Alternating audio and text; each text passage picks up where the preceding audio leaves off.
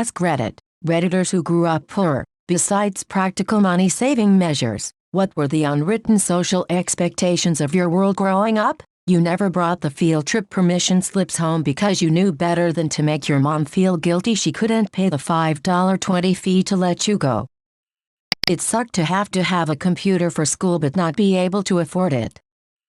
I grew up in a trailer. In 4th grade, a girl was having a birthday party and needed addresses for invitations. The next day she told me her parents uninvited me because I lived in the trailer. That was a new thing I learned I was supposed to be embarrassed about. I guess just expecting to have to deal with other people's shitty parents sometimes. Edit. Thanks for all the replies and awards. I really thought this comment would get lost in the thread. I'm 31 and I still think about this all the time and it puts me back in that small place all over again, which I know is silly. Stuff just sticks with you sometimes. Ya know? Actually felt good to sort of get it off my chest though. I've read all the replies and see all of you. We can make our own little trailer park. Smiling face.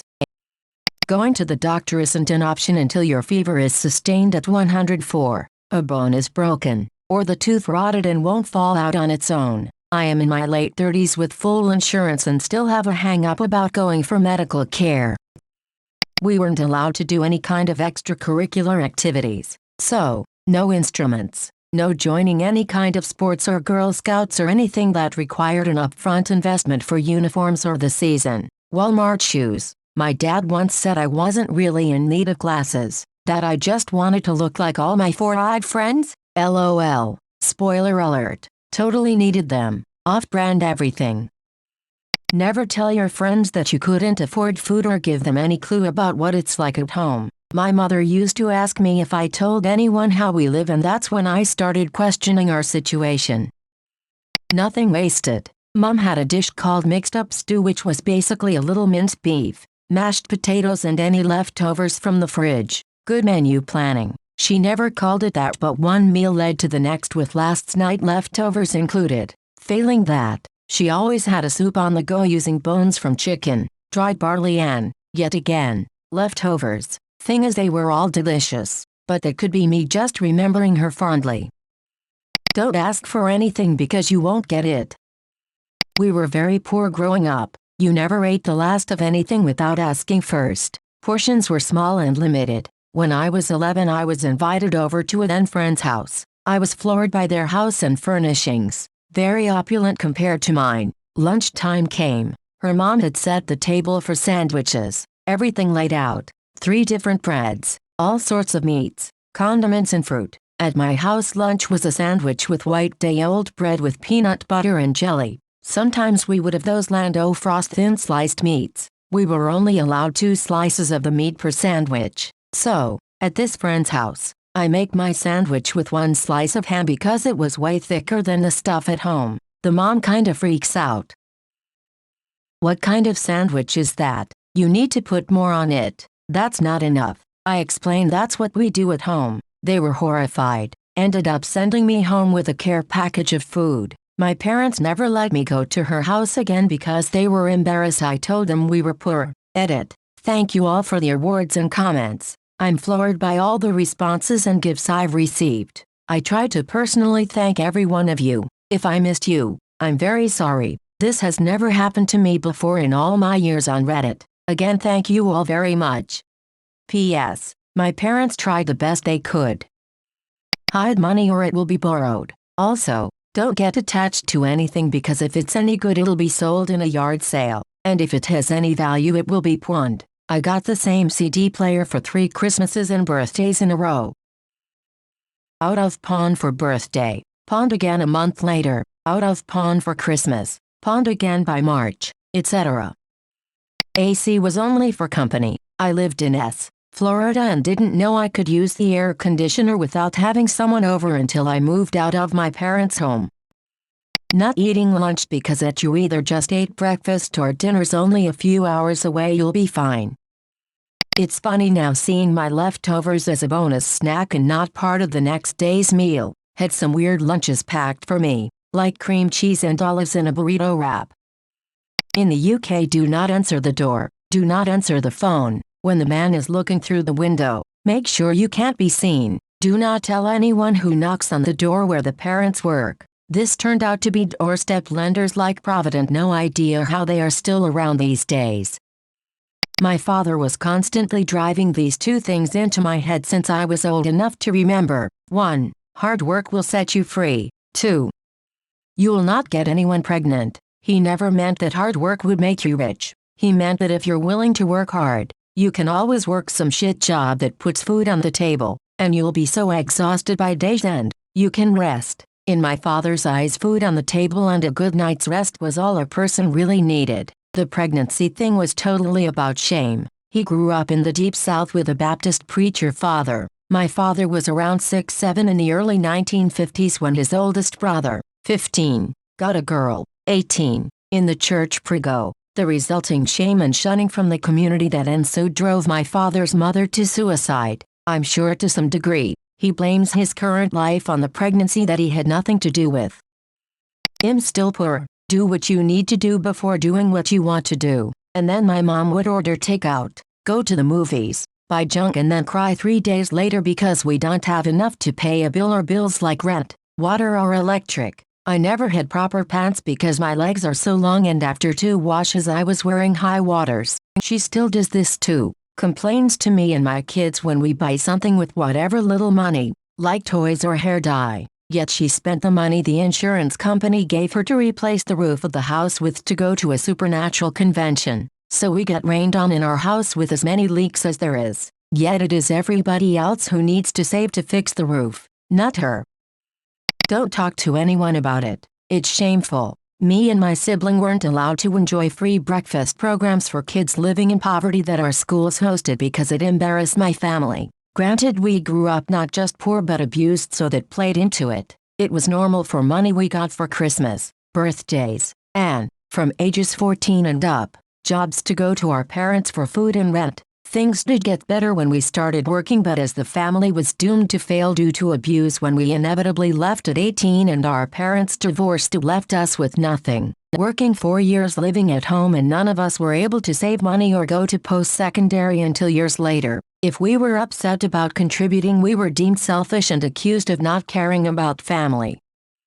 Leave the TV on when you leave the house. When someone calls, your parents are in the shower and you're able to take a message. You are perpetually young. Going to a movie? Only during matinee showings, and you are 12 years old until you're 16. At a restaurant, you're also 9 forever. Going to fast food? With any adult, you only order off of the dollar menu. Generous borrowing and burning culture. Everything you own is available to be borrowed by other poor people. My family had an extensive movie collection, especially when we could record movies from cable to VHS tapes.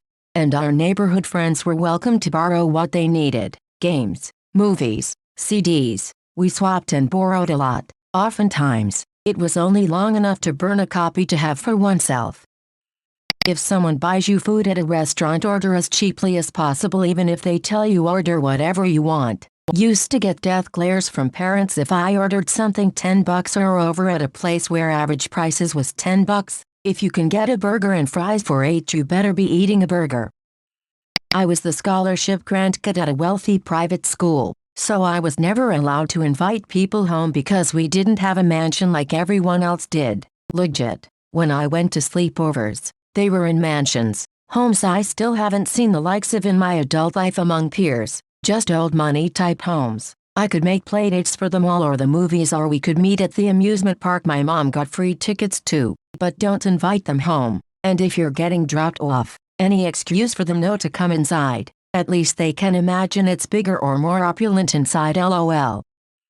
Not being able to wash your clothes until you could do a full, and I mean full machine. Getting a stain on a fresh shirt mass and scrubbing it with soap over the sink. Nobody touches the thermostat except Dad, on point of death. Haha. Allowance? That's for rich kids with trust funds. You need to complete all your assigned chores first, and then if there's any extra work you can think of, you can earn some pocket money. Friends are over? Boy, do we have some chores for you. Friends are for stacking wood, not for playing. Your sister goes with you to your friend's house. Always. No whining. Always return anything you borrow in better condition. People will be eager to loan you things. Never do business with church members. It always ends badly. Don't loan money to friends, you'll lose both. Keep your aspirations to yourself. Telling anyone in your household social strata about your plans to get out and do better may be met with bitterness and downright ridicule. People will call you uppity for wanting to go to school or stupid for having a career goal that isn't modest and local and vaguely dead-end. People will tell you that you have no common sense simply because you refuse to see the world in terms of pure survival. The oldest kids babysit the youngest kids. People actually order takeout food like every night. I still think that's mad. Literally once or twice a year for us growing up. My husband's family wasn't rich, but they were comfortable. They went out to eat and always ordered appetizers and dessert. Meanwhile, we were lucky to go out to eat at all. To this day, I still hate ordering appetizers at a restaurant. It just goes against the grain for me. Keep your hair brushed, your clothes clean, and be articulate and polite in all circumstances. We were not going to be trash just because we were poor. Also, no wearing ripped jeans, even if it's the style. We're not spending money on new pants that look like old worn-out pants. If your neighbors were in need, you helped them. Like, Mary's car broke down again, so my brother would go work on her car for free on his day off, and I'd get up extra early all week to drop Mary off at work and get her kids to school. Swing by in my lunch break to grab the kids after school. 2. Basically, when folks are in need, you help them, and the same is done in return. Don't do anything bad or illegal, but if you do, don't get caught. Bail is expensive. Lawyers and court fees are expensive. Never fill up the gas tank. You don't want to be in a situation where you have gas in your car but no groceries. Overall, independence at a young age, but also responsibility. You cook, clean, and pitch in before you are asked. If you're waiting for an adult to make dinner, you're going hungry. Also, poor doesn't mean dirty. You keep what you have nice, clean, and well cared for. Seriously, I wouldn't trade my upbringing for anything in the world. Education is the only way out of the horrible situation. This was made very clear to me right from a young age. I remember everyone in my family checking in on my grades and plans for the future, almost on a monthly basis. Helped me extensively in the long run. Paper plate holders were a staple in our house. A real treat was getting donuts and chocolate milk in the morning. We knew the exact date of grocery shopping because that's when the food stamps came in. Most meals were experiments made from the food we got from the food pantry. We didn't get Next General. We got a few gens ago gaming systems, and no internet. Never ever ask for anything at someone else's house, even family. You may accept if asked, but otherwise it's a weapon. This has made it extremely hard as an adult to interact in a world where you're pretty much expected to say something if you want something. Also made me extremely judgmental, and let's face it, a little jealous, of folks who never have any issues asking for what they want. Spoiled brats, the lot of them. If someone was nice enough to cook you a meal, you better help, or at least offer to. Clear the table and wash the dishes after. Thank you for watching. Daily uploads.